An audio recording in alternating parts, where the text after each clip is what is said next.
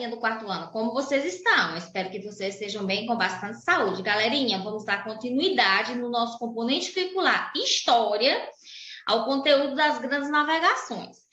Nesta aula, nós vamos falar sobre a chegada dos portugueses no Brasil, cujo tema da nossa aula é Cabral chega onde hoje é o Brasil. Bem, a expedição de Vasco da Gama, naquela época, onde ele foi à Índia e aí ele voltou a Portugal carregado de especiarias. Então, isso deu aos portugueses um enorme lucro. E diante desse grande sucesso, o rei de Portugal, que era Dom Manuel, na época, ele decidiu mandar uma outra expedição para a Índia. Só que dessa vez era a expedição de Pedro Álvares Cabral. Então, essa nova expedição, cuja liderança foi entregue ao comando de Pedro Álvares Cabral, que era um fidalgo em ascensão, ela possuía 13 embarcações, onde eram 10 naus e 3 caravelas, cada um com um capitão. E essa expedição, galerinha, tinha cerca de 1.200 a 1.500 homens. Era muita gente, não era mesmo? Então, essa expedição, ela seguiu cruzando as águas que eram desconhecidas. Então, eles velejavam mais de um mês sem nada encontrar. Até que, no dia 21 de abril, os marinheiros avistaram sinais de terra. Primeiramente foi algas. Aí, no dia 22 de abril, eles avistaram pássaros. E, por fim, no final da tarde, do mesmo dia que foi o dia 22 de abril, os tripulantes avistaram terra. E, assim, os portugueses eles tinham avistado o Monte Pascal,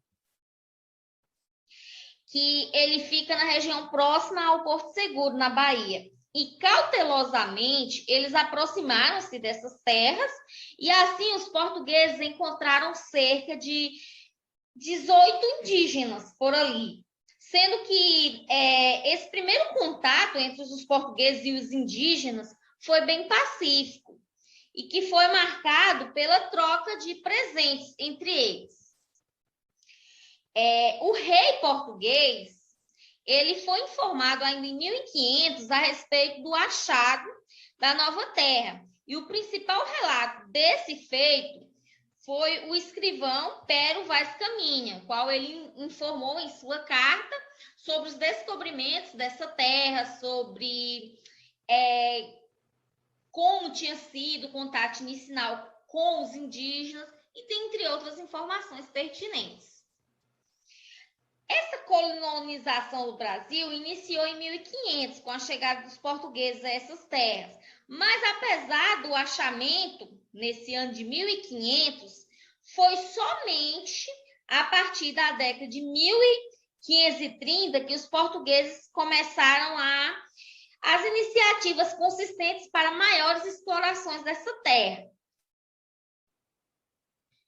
Bem, o período pré-colonial, ele aconteceu de 1500 até por volta de 1535, onde o Brasil ele ocupou uma posição secundária para a coroa. Por quê? Porque a coroa, naquela época, Portugal, ele tinha maior interesse nas especiarias.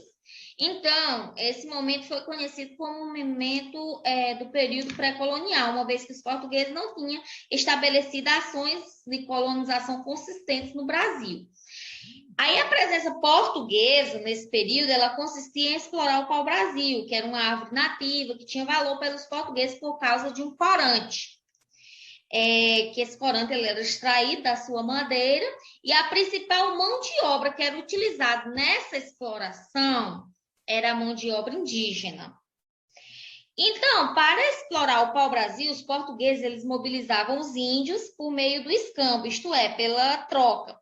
Aí, assim, os índios eles localizavam e extraíam e também carregavam as toras até as feitorias construídas pelos portugueses no litoral brasileiro e, em troca, eles recebiam objetos variados. Aí, a partir da década de 1530, essas atividades ela perdeu o fôlego, e assim como também o comércio das especiarias. Aí os portugueses eles decidiram estabelecer outras medidas para que definitivamente colonizasse a nova terra. Bem, ocorre que naquela mesma época que estava acontecendo essa colonização portuguesa no Brasil, os franceses também passaram a fazer escambo com os indígenas no litoral. Então, os portugueses, eles decidiram combater os franceses, mas o litoral brasileiro era muito extenso, e aí de nada adiantou, eles não tiveram êxito. Então, por medo de perder aquelas terras brasileiras para os franceses, interessado em produzir riquezas nessas terras, o rei de Portugal ele decidiu colonizar o Brasil. E aí ele enviou para essas terras daqui outras pessoas. E assim, Portugal ia passar a ser a metrópole do Brasil, que por sua vez tornava-se colônia de Portugal. E a principal função da colônia, que era o Brasil, era enriquecer a metrópole, Portugal, produzindo artigos de alto valor comercial naquela Europa lá, naqueles países. Então, o Brasil colônia, por exemplo, ele devia produzir açúcar, que era uma mercadoria que era bem cara e também desejada naquela época.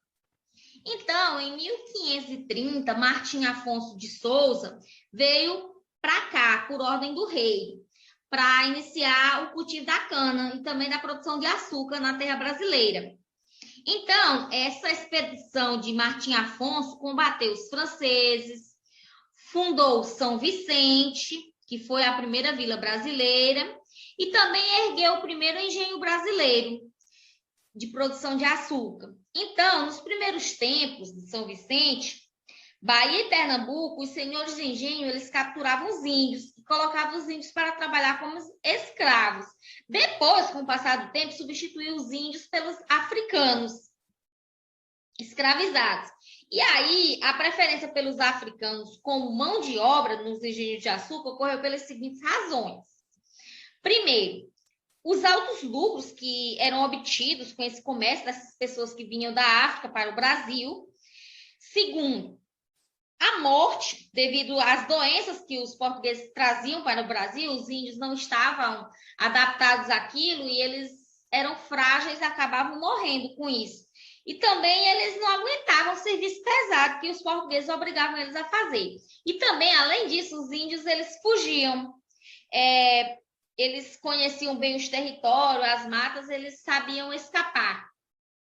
Aí, devido a essas mortes, essas fugas dos indígenas, também foi outro fator que fez com que os portugueses passassem a escravizar outros povos, no caso, os africanos. E o terceiro motivo que fez com que esses portugueses trouxessem esses africanos para trabalhar nessas terras foi a questão das experiências dos portugueses com trabalhadores africanos nos engenhos das ilhas de Cabo Verde e Madeira, ou seja, eles já escravizavam os africanos desde lá em Portugal. Então, eles já tinham experiência em escravizar os africanos, trouxeram os africanos para vir escravizá-los aqui no nosso país, nas nossas terras. Bem, vamos falar agora das capitanias hereditárias. As capitanias hereditárias foram a primeira grande medida que foi tomada pelos portugueses para sistematizar aquela colonização da América Portuguesa. Então, essa medida ela funcionava basicamente como uma terceirização das obrigações, onde terceiros investiam em seus próprios fundos no desenvolvimento da capitania. Então, essas capitanias elas foram criadas em 1534, foi por ordem do rei Dom João III. Os portugueses eles decidiram dividir o território brasileiro em 15 faixas de terra, sendo que cada uma dessas partes, dessas terras, ficava sob a responsabilidade do capitão donatário. E a autoridade, esse capitão donatário, ele era aquela autoridade máxima daquela terra. a qual ele administrava. Então, esses capitães donatários, eles tinham direitos e também tinham deveres que constavam em documentos chamados carta de doação, ou então carta de foral, também seria um outro nome que eles davam para esse documento que dava o direito para os donatários. Bom, os donatários, eles tinham essa obrigação de garantir o desenvolvimento de suas capitanias, além de defendê-las de indígenas e também de estrangeiros. Aqui no Brasil, os donatários, eles recebiam uma sesmaria, que era um pedaço de terra, para instalar. E após mais de uma década desse sistema, os portugueses, eles identificaram que o Brasil não tinha prosperado como se esperava. Eles esperavam que o Brasil prosperasse bem mais, só que não, só estava prosperando mesmo as capitanias de São Vicente e a capitania de Pernambuco. Eram as únicas que estavam prosperando, dando lucro a Portugal. E isso eram por vários fatores, como falta de recursos, inexperiência administrativa, e dentre outros, faziam com que aquelas outras capitanias que não prosperavam não tivessem dando lucro para Portugal. Bem, diante do fracasso da maioria das capitanias, o rei de Portugal ele decidiu aumentar o seu controle sobre o Brasil. Então, para isso, ele criou em 1548 o governo geral. No ano seguinte, chegou à Bahia o primeiro governador-geral, que foi Tomé de Souza. E com ele veio também padres jesuítas e trabalhadores, pedreiros, carpinteiros, telheiros, soldados, e dentre outros. E com a ajuda deles, começou o trabalho de construção da cidade de Salvador, que foi inaugurada em 29 de março de 549. Salvador, gente, foi a primeira capital do Brasil.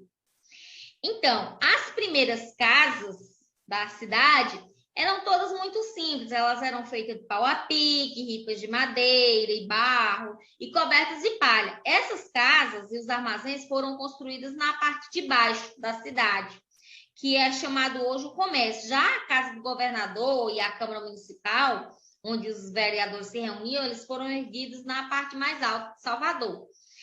Bem, galerinha, essa foi a nossa aula. Espero que você tenha aprendido bastante sobre a chegada de Cabral aqui no Brasil e a chegada daqueles portugueses e como foi essa questão da colonização dessas terras. Nas nossas próximas aulas, vamos dar continuidade a esse conteúdo e deixo aqui o meu abraço virtual. Peço que vocês pesquisem, que vocês busquem maiores informações acerca desse tema estudado, que vocês não se contentem apenas com o que vocês estão vendo nesse vídeo, que vocês vão além, que vocês façam pesquisa na internet sobre a chegada dos portugueses no Brasil, sobre como era o trabalho escravo, sobre os indígenas. Pesquise, gente. Quanto mais vocês pesquisarem, quanto mais vocês buscarem informações, mais conhecimentos vocês terão. Bom, deixo aqui o meu abraço. Realize as atividades propostas por seu professor. Fique com Deus e até o nosso próximo encontro.